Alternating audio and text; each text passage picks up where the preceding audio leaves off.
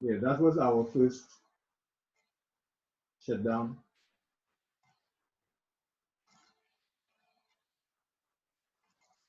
Okay, so all we have to do is just sign in. I'm hoping we can finish before there's a second shutdown. All right, so the last one is wet chemical. So we were discussing carbon dioxide, and we're saying we don't want to introduce any gas that is not good for breathing in a confined space. Okay, so we don't want to use carbon dioxide um, extinguishers in a confined space because it affects breathing. Okay, wet chemical was the last one. So we use it for cooking oil fires. So class A, and this one classifies it as F. The one I have classifies it as K, but that's not as important to us because we don't usually consider these commercial um, cooking fires. Okay, now for wet chemical, we are told to discharge entire contents on fire from at least 1 meter away. Okay, all right, I have a hand that is raised. So let's say you cook your hand. My question to you is that you did not consider the wet chemical, but at the treatment plants, don't we receive grease and fats and oils from places? Yeah, but notice that we said grease. We had grease as on the flammables. When I return, I agree. I agree. yeah, notice we had grease in a category already. You see, we have grease here, class B, flammables, grease and oil. But this looks at mainly cooking things, cooking oils, animal fats, vegetable oils. Okay? So this is slightly different. We're not looking at the grease here and the oil we're talking about here are petroleum products or petroleum byproducts. So these come from the petroleum plant. Vehicle oil, for instance, these mineral oils, these are different from these cooking oils. They're different in consistency, they're not as viscous, and in terms of their ability to burn, they burn a bit differently. Okay? So they are classified differently. Okay, so let's move on to chemicals and gases. There are two things I want to mention. One is a workplace hazardous materials information system.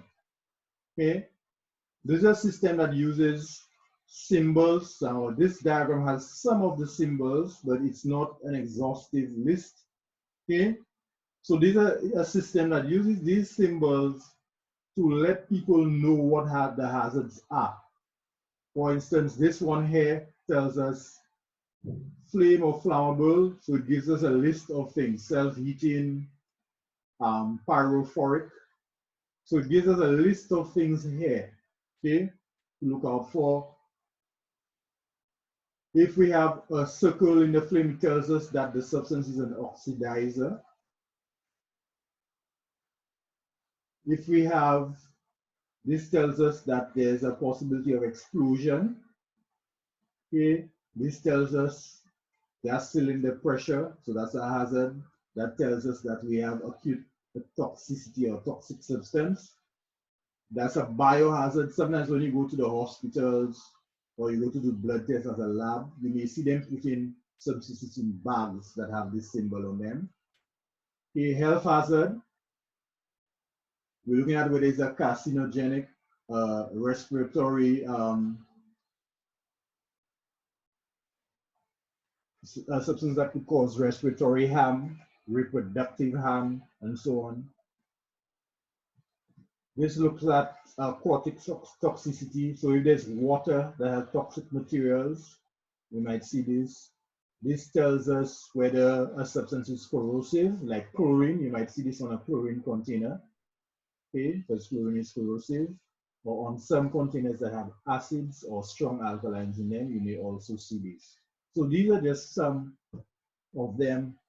But workplace hazardous materials information system, an easy way to let employees and let people on the site know of the potential hazards. Okay, also you'll see them on chemical bottles and so on. Okay, which leads us to the next item, MSDS, which is Material Safety Data Sheet. And this is a document that provides workers with procedures for safely handling or working with a particular substance. Now, these data sheets, the MSDS, is usually provided by the manufacturer of the substance. So the manufacturer, when the stuff is being shipped out, will place an MSDS either in the bottle, on the side of the bottle, in the box, in the packaging, and so on, so that persons may know what the hazards are. Sometimes the MSDS also indicates what is contained in the substance that is in the container.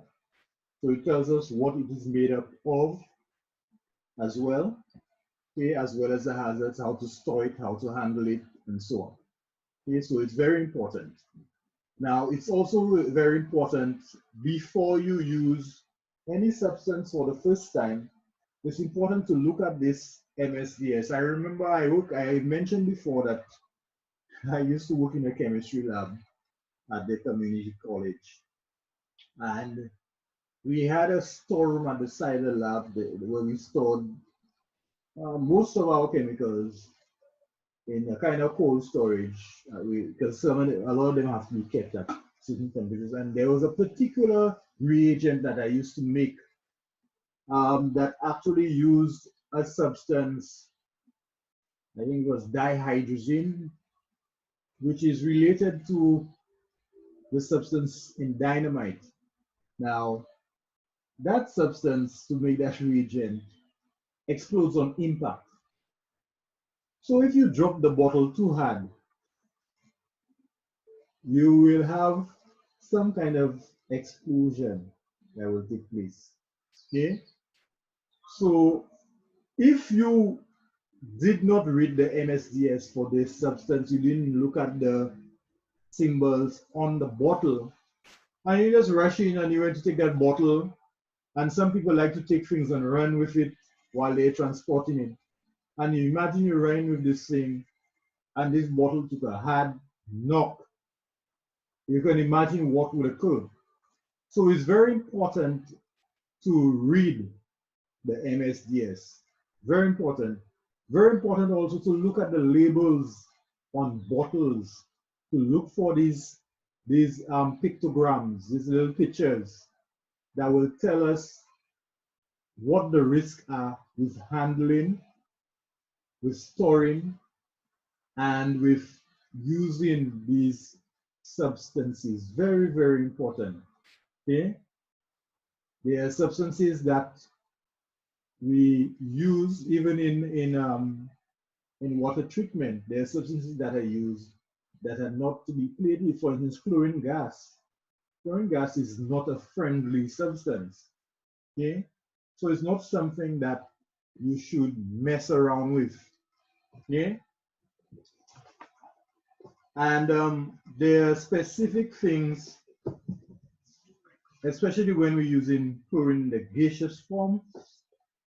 There are some specific things that I don't have on this slide. I suspect I should probably make a little document just to look at some of these things for chlorine.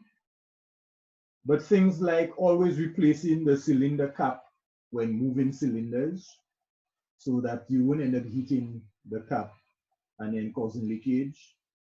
Always changing the gasket on new cylinders, okay, to ensure that it seals properly. Never put water on a leaking tank because chlorine will react with the water to form corrosive substances. It usually forms two acids, which is what allows us to effectively disinfect. You never tamper with what we call a fusible plug on a cylinder. The fusible plug is designed to melt at 158 degrees Fahrenheit so that the cylinder will not explode in case of a fire.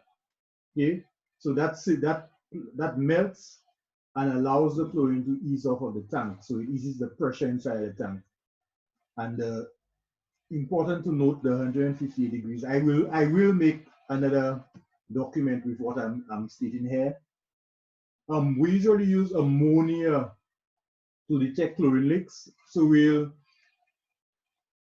if we pass something that has some ammonia on it, we could use something like a glass rod near the possible places for leaks on a chlorine cylinder. If there is a chlorine leak, you will see a white cloud being formed. Okay, a white cloud will be formed, and that will indicate to you that the chlorine is leaking, because the white cloud will be formed as a result of reaction between the ammonia and the chlorine gas. We use self-contained breathing apparatus, also referred to as SCBA. Okay, and self-contained breathing apparatus, when we want to change and repair the tank, these are simply apparatus that one either provides a source of oxygen for us to breathe, so that we will be able to breathe no matter what happens, because you can't really breathe, not really, you cannot breathe. Okay, thanks, Mr. Jean. Okay, you cannot really breathe chlorine because of its corrosive properties. This thing is going to burn the lining of your respiratory system and cause all kind of havoc for you in the long run. Okay, so you can't necessarily breathe that, or attempt. You should not attempt to breathe it. So that's why we have this enclosed apparatus, safety apparatus. And the last point I want to mention here is that the maximum rate of withdrawal of chlorine should be 68 kilograms. So, sorry, of a 68 kilogram tank is 18 kilograms per hour. That's the maximum rate.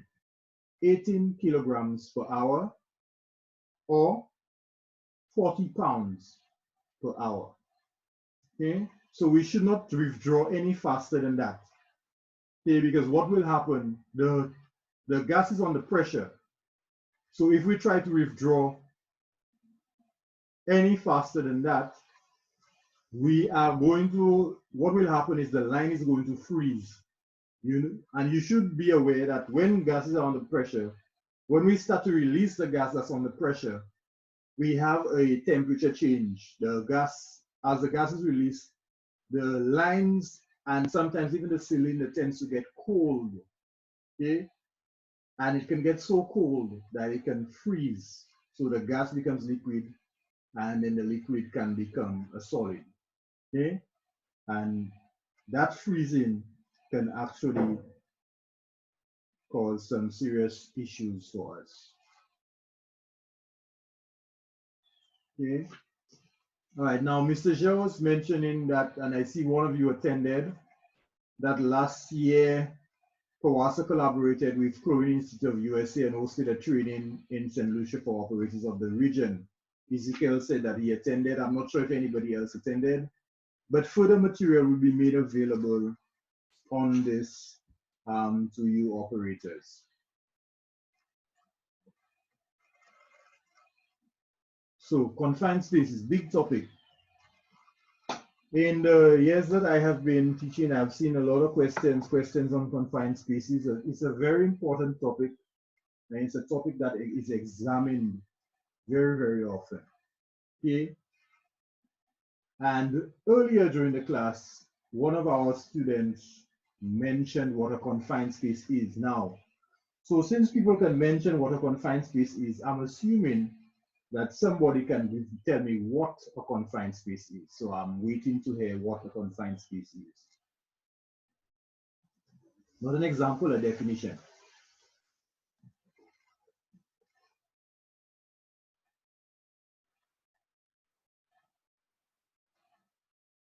So I should see hands going up, and then I should hear people on the mic.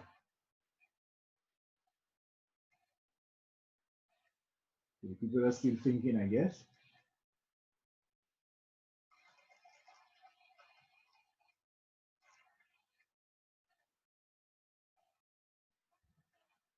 Okay, note takers, nobody wants to get what a tell us what a confined space is. Okay, to me, a confined space is one where breathing oxygen is limited, ventilation is poor. It's also one where visibility can also be limited. There are many factors in which you operate. So in some instances, you may have to use a breathing apparatus, or in some instances, you may have to leave and let it vent before you go in. That's my general idea of a confined space. It can be filled with a substance or a gas. Uh, it can be a liquid or a solid as well. But that is an area within restraints in which you operate under. Okay, all right. That's a good answer. Okay, very good, Cook. That's a good answer. It covers, you just covered one of the things that make a space, that make a space a confined space. Okay, so one important thing is the atmospheric hazards, which is what you focused on. Okay, the other thing that we need to pay attention to is that a confined space is a space that was not both designed and constructed for continuous human occupancy. So it's a space that was not meant for humans to occupy all the time.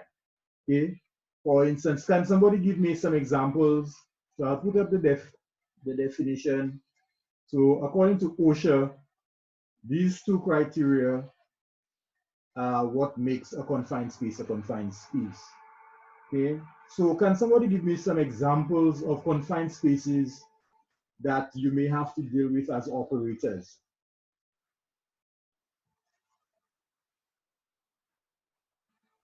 So let's hear a manhole. Yes, that's correct, Ezekiel. Can I hear from other persons?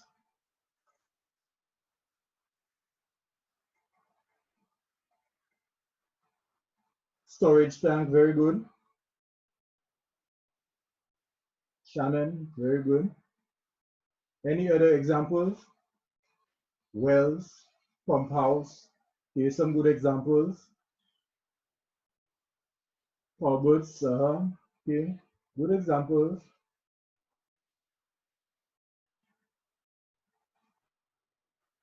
All right, very good, thank you.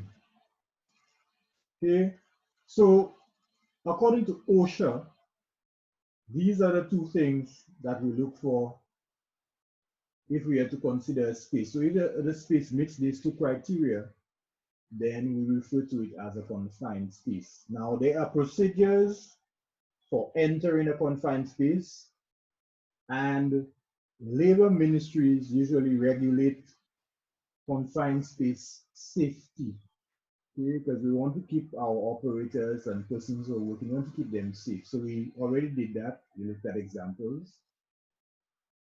So procedures for entering a confined space. There are things we have to do before we enter a confined space, and there are things we must do while we are still in the confined space.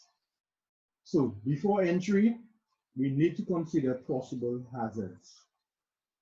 And here are some of them: extreme temperatures, oxygen deficiency, and dangerous gases.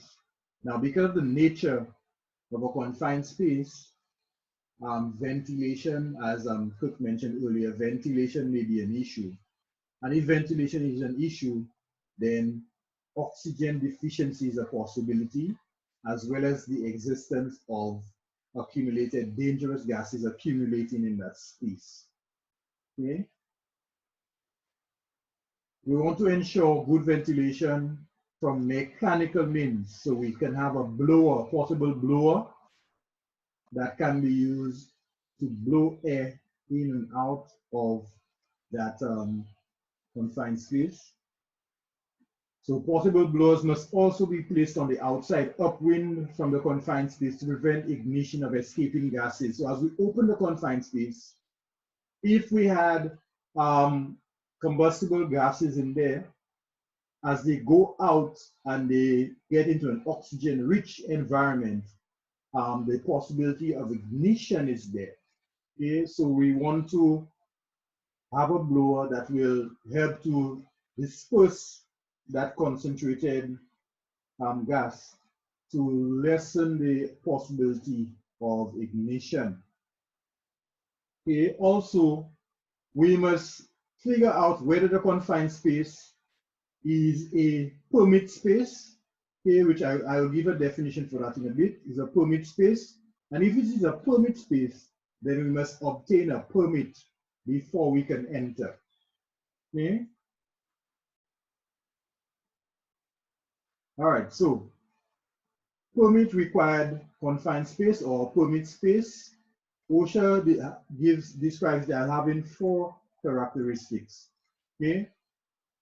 Contains or has the potential to contain hazardous atmosphere, contains material that has the potential to engulf an entrance, so the person who is entering, has walls that converge inward, or floors that slope downward and taper into a smaller area which could trap or asphyxiate an entrant.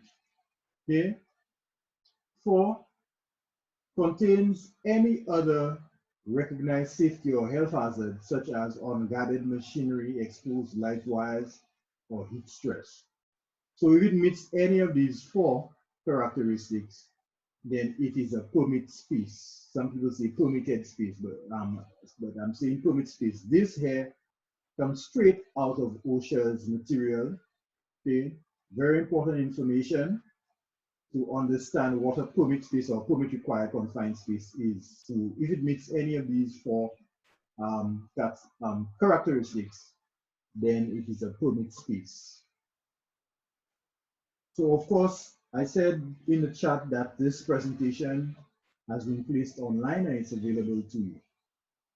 Okay, so it's already on this week's topic. The recording will be placed there a little later. So we continue with procedures for confined space. Before we enter, we want to do testing. We test for oxygen. We test for hazardous gases. We might even check the temperature in the confined space. Okay? So we want to check that before. But we also want to continue testing whilst we are in there. So oxygen, we should ensure that oxygen stays between 18 to 23%. Now, while too little oxygen is not good, too much oxygen is not good either, because remember, oxygen is combustible, so oxygen will burn under the right conditions. Okay, so we want to keep our oxygen between 18 to 23% in the atmosphere. We want to continue to check for hazardous atmosphere, because for some confined species, you might have a buildup of gases, even if the initial, for instance, you initially entered and you ventilated and so on. There might be things that you are using, maybe machinery that's releasing toxic gases or hazardous gases into the atmosphere. So a competent person must continue to test to make sure that the conditions are right. Okay? When we enter, we want to eliminate sources of fire, because we don't want to be in a confined space and have to deal with a fire. Okay, that's hazardous in terms of gases, in terms of the fire causing bodily harm. Okay, so we want to eliminate it. Remember, we said for fire safety, prevention is the best policy. If you can prevent the fire, you prevent it. You don't leave the conditions that are the unnecessary conditions that could cause the fire and say, oh, you have fire extinguishers. When it starts, you can deal with it. No, that's not the approach. Prevention is the best policy.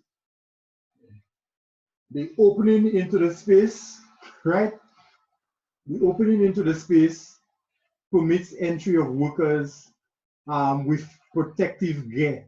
Okay? You don't want the workers to go into the space without protective gear. So they should have their protective gear on and enter the space with it already on. For instance, if they're using special respiratory equipment, they should have it on before they enter. and not go in, get exposed to the conditions in the confined space.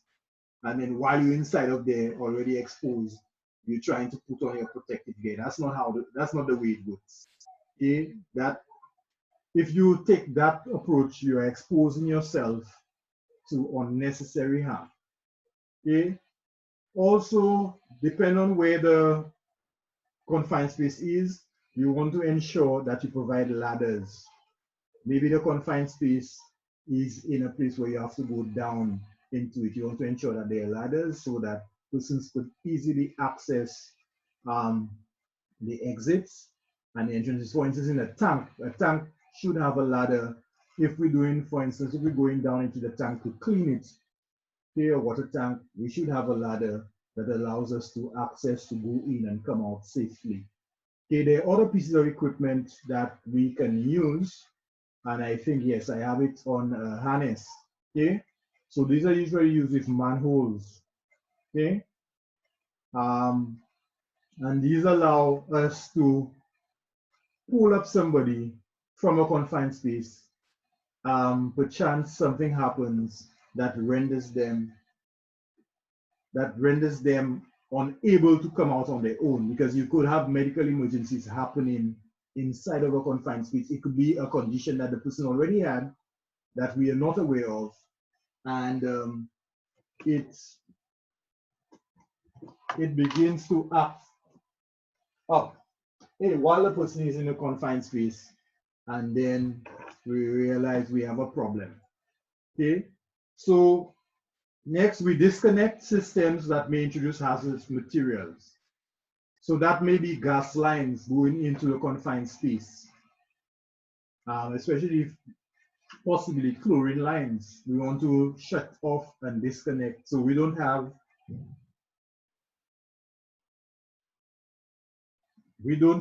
additional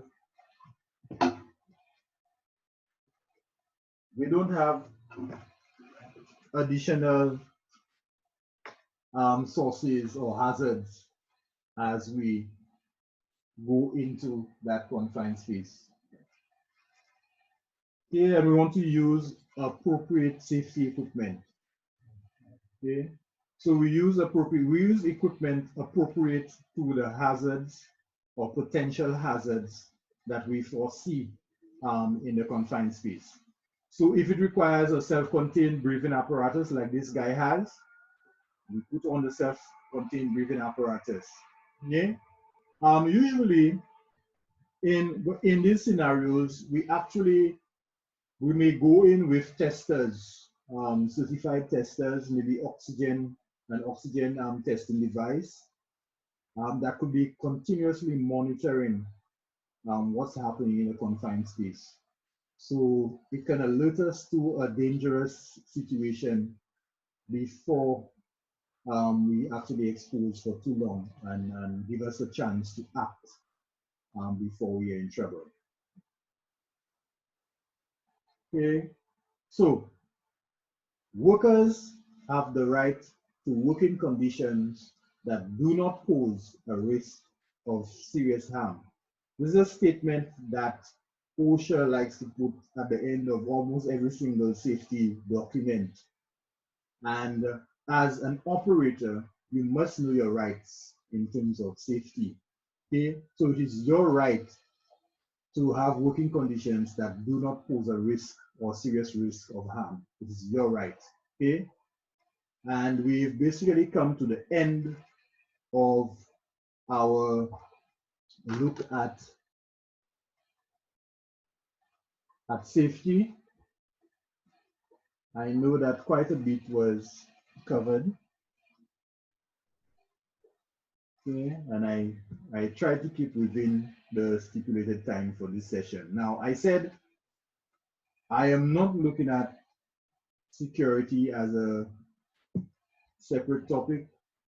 There isn't a lot of information to go through on the site in terms of security, and I believe that you can go through there and you'll be fine. You can go through what's available on the COWASA online platform and you'll be fine.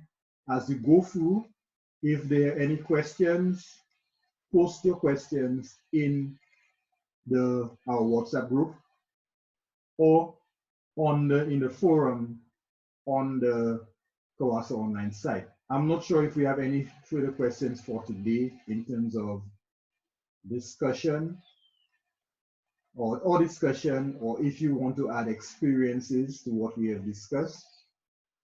If you would like to, you're free to do so.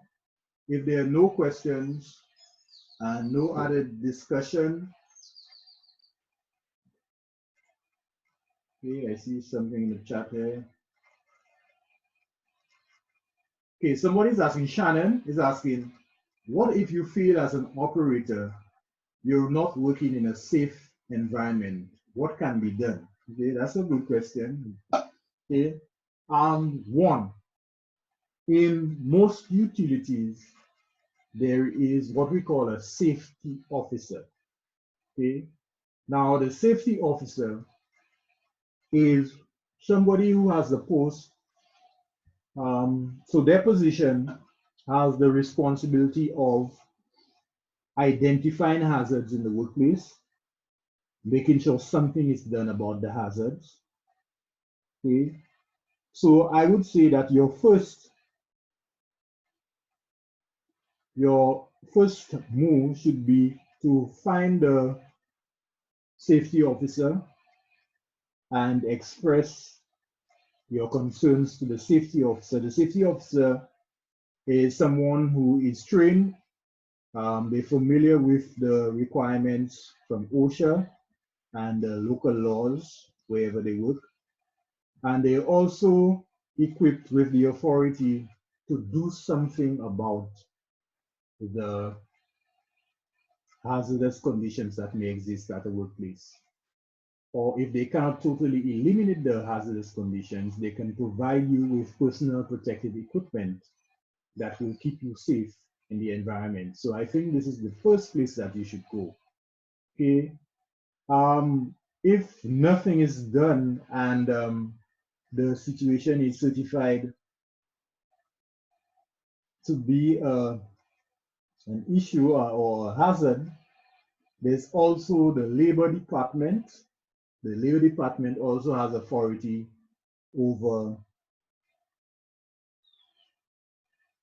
the working environment. So if the environment is not safe, the Labor Department should be contacted, and then they can ensure that your employer does something about the situations that are not that exist that are not safe.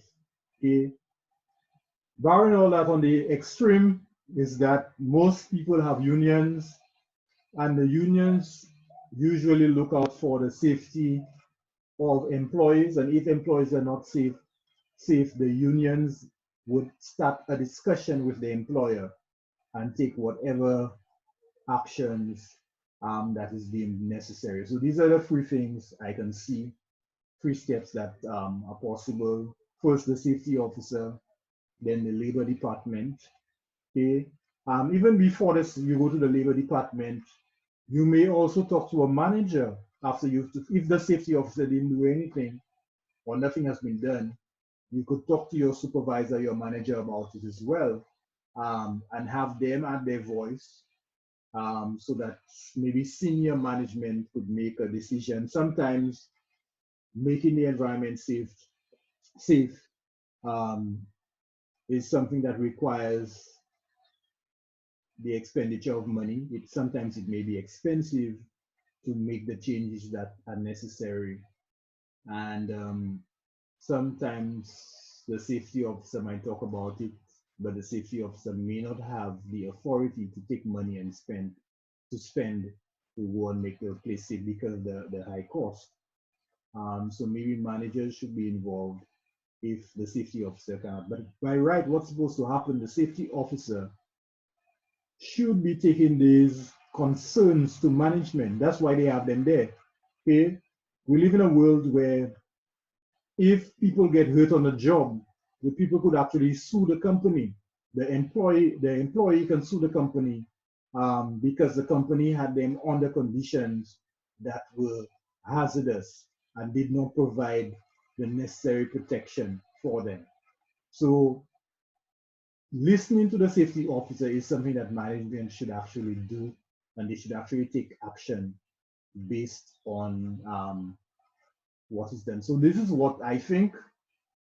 And that's what I think. That's some of the steps I think you can take. Okay, you shouldn't be concerned about looking like you don't want to carry out your duties. Because if you are in a condition that's hazardous, that's not safe. That's what it is. It's not safe. It makes no sense worrying about how you will look when, if something happens, you are the one who's going to get injured or harmed. So you cannot think about how things will look. You have to think about your safety, as you say, safety first. And your the company should be concerned about the safety of their employees and should not put their employees under unnecessary risk. Okay, so I'm hoping that what I have said is satisfactory and these are things that you can act on. I'm not sure if anybody else had any other question or any other thing to say. Yeah, I don't see anything in the chat. My situation up here on the island where I Mhm.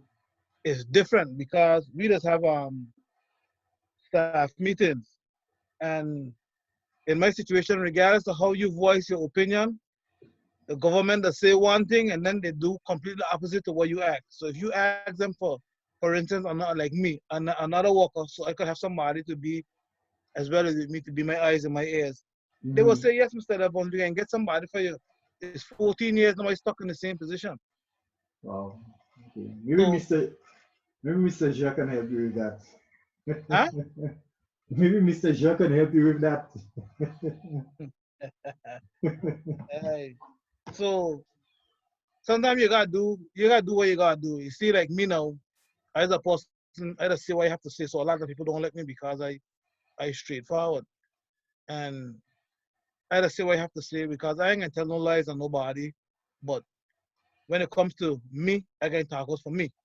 Because what I realize some of the bosses, them as the gentleman asked over it was asked a question a while ago about the working conditions. Some of them don't care about what you have to work in once they get their work done. And it's very unfair. It's very unfair. You know what I mean? Yeah, Very unfair. but It's hard to say, em- but that's how it is. yeah, employee safety is very important. Um, this thing is going to shut down in less than 2 minutes. Okay, so if it shuts down, I am not going to start it over again. Nah, nah. So if there are any other questions, you can ask In the in chat. our WhatsApp group or on the Kawasa Online forum. I remind you that the recording of this class will be made available. It will be made available as soon as it has been processed and uploaded. I will make the link available in the usual places. So this one will be under the topic that we have covered. It will be in 2 parts. Okay, so you can review what we have done for today. I encourage you to all persons to do the quizzes. I noticed that the last quiz, a lot of persons made use of it and you attempted until you got a perfect score. Okay, so a lot of quizzes, you can do them over and over to try to improve your score. And this is going to allow you to remember things better. So I want to wish you all the best for the rest of the afternoon and for the week until we speak again. Stay safe, stay home, do what's necessary, continue to follow the guidelines that have been given to you by your ministries of health, and stay COVID free. All the best. Goodbye. All the best to you. Goodbye.